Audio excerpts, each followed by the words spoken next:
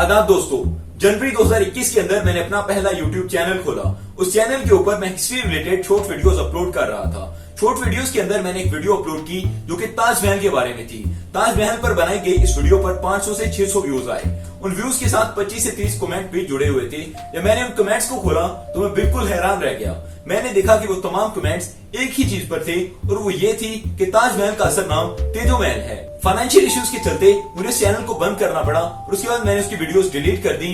लेकिन जब 2023 के अंदर मैंने दोबारा से चैनल बनाया तो मैंने इस चीज का फैसला किया कि इस इशू पर दोबारा से वीडियो जरूर बनाऊंगा और इस चीज को क्लियर जरूर करूंगा कि आखिर मामला है क्या।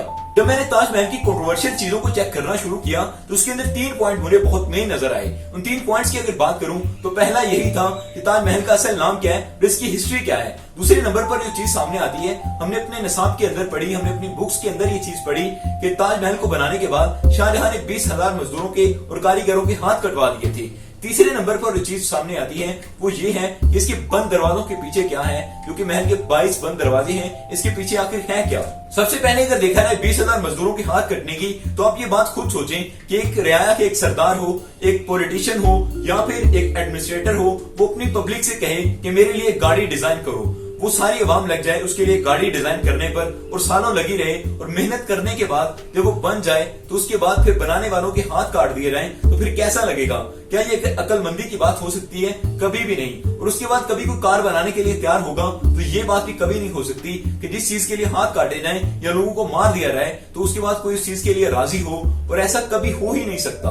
लेकिन अगर बात की जाए इस मामले की तो इसके अंदर भी ऐसा करना मुमकिन नहीं है। पुराने दौर के अंदर आप कह सकते हैं कि ऐसा किया जा सकता है क्योंकि बहुत जालिम बादशाह होते थे, कोई पूछने वाला नहीं था, इस तरह का दौर था, लोग कर सकते हैं। लेकिन आप ये इमेजिन करें कि एक दिन के अंदर 20,000 लोगों के हाथ काटना कैसे मुमकिन है कि 20,000 लोगों को खड़ा करके कहा रहे कि आपके हाथ काट दिए जाएंगे, तो क्या वो वहां पर फसाद बर्पा नहीं करेंगे? क्या वो वहां पर कुछ भी नहीं कर पाएंगे? इस बात से पता चलता है कि ये तमाम कहानियां और किस्से हैं, इसके पीछे ऐसा कुछ भी नहीं है, क्योंकि बुक्स के अंदर जो इनकी हिस्ट्री की बुक्स हैं, एक्चुअली के अंदर उसके अंदर देखने को कुछ भी नहीं मिलता और ऐसी कोई बात नहीं आती। और ये तमाम मनगढ़ंत बातें हैं जिसको हमारे निसाब का हिस्सा बनाकर हमारे सामने पेश किया गया है। अब बात करते हैं दूसरे इशू की, जो कि इस महल के 22 बंद दरवाजों की है। तो इसके बारे में भी कोई ऐसी बात नहीं है क्योंकि इन दरवाजों को 12 दफा खोला जा चुका है। असल के अंदर मामला तब खराब हुए जब तकरीबन 2015 के अंदर ही ये कहा गया कि इन दरवाजों को खोला जाए और सुप्रीम कोर्ट के अंदर एक दरख्वास्त दायर की गई। लेकिन ये दरख्वास्त एक सियासी पार्टी की तरफ से थी। एक पॉलिटिशियन पार्टी ने जब ये कहा कि इसको खोला जाए तो इंडियन सुप्रीम कोर्ट ने इस बात से इनकार कर दिया कि इसको हम किसी हिस्टोरिकल रिसर्च के लिए तो खोल सकते हैं, लेकिन अगर इस तरह से आपकी हठधर्मी की वजह से इसको खोलेंगे तो ये मुनासिब नहीं होगा, क्योंकि ये एक हिस्टोरिकल प्लेस है, इसलिए आपके अंडर नहीं आती और इसको आपके कहने पर नहीं खोला जाएगा। कुछ लोगों के दरमियान एक कंट्रोवर्सी बन गई। लोग इसको एक ऐसी चीज ख्याल करने लगे कि इसके पीछे कुछ मूर्तियां मौजूद हैं, इसके पीछे कुछ ट्रेजर मौजूद हैं, इसके पीछे एक खजाना है। तो जब लोगों ने ये सब कहना शुरू किया तो ASI, जो कि इंडिया की एक ऐसी एसोसिएशन है जो कि चीजों को मैनेज करती है, हिस्टोरिकल चीजों को, तो उन्होंने इसके दरवाजों को खोला, अंदर से सफाई की, लोगों को पिक्चर बनाकर अपने पेज के ऊपर अपलोड करके दिखाई। लेकिन लोगों ने तब भी इसका यकीन नहीं किया और आज भी लोग साफ तौर पर इस चीज से इनकार करते हैं कि जो तस्वीरें अपलोड की गई वो इसके दरवाजों को खोलकर नहीं बनाई गई, बल्कि वो और दरवाजों की है या किसी और जगह की हो सकती है। असल के अंदर ऐसा कुछ भी नहीं है, उन दरवाजों के पीछे कोई चीज मौजूद नहीं है। अब अगर तीसरी चीज की बात करें तो पुरुषोत्तम नक्श ओक ने यानी PN ओक ने इसकी शुरुआत की थी और उसके बाद से ये कंट्रोवर्सी लोगों के अंदर इतनी ज्यादा वायरल हो गई कि लोगों ने इस चीज का यकीन करना ही छोड़ दिया कि ये ताजमहल है, बल्कि इसको तेजो महल कहा जाने लगा।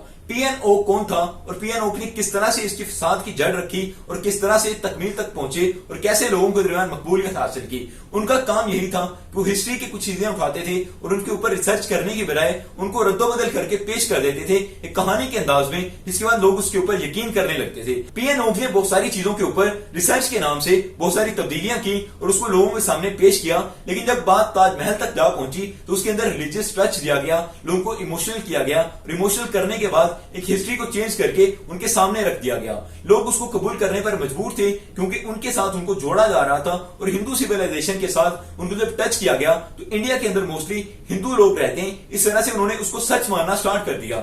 इन्होंने सबसे पहले जो हिस्ट्री पेश की थी इस चीज के बारे में, उन्होंने कहा कि इसको 4वीं सदी के अंदर बनाया गया था। हिस्टोरिकल रिसर्चर ने यह कहा कि जितनी भी चीजें 4वीं सदी के अंदर बनी थी वो तमाम चीजें अभी तक एक्सटेंट हो चुकी हैं, सवाए इनके जिन पर रॉक कट का इस्तेमाल किया गया था। जैसा कि हमें पिरामिड ऑफ गीजा नजर आता है या फिर और पिरामिड्स नजर आते हैं इजिप्ट के अंदर। फिर उन्होंने अपनी हिस्ट्री को बदला और 1155 तक पहुंच गए। उन्होंने कहा कि 1155 के अंदर हिंदू सिविलाइजेशन ने इसको बनाया था।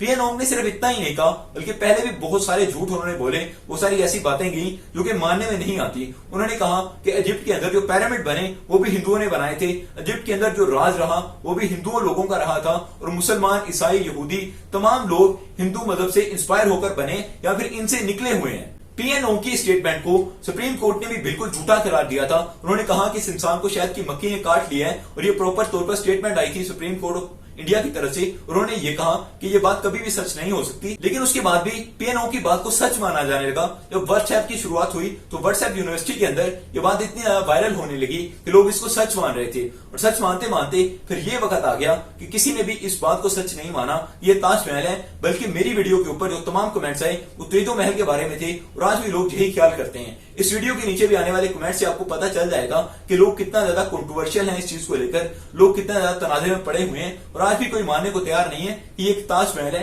बल्कि लोग इसको तेजो महल ही कहते हैं। Subscribe the channel for more videos. Thank you, all love you from needs whatever.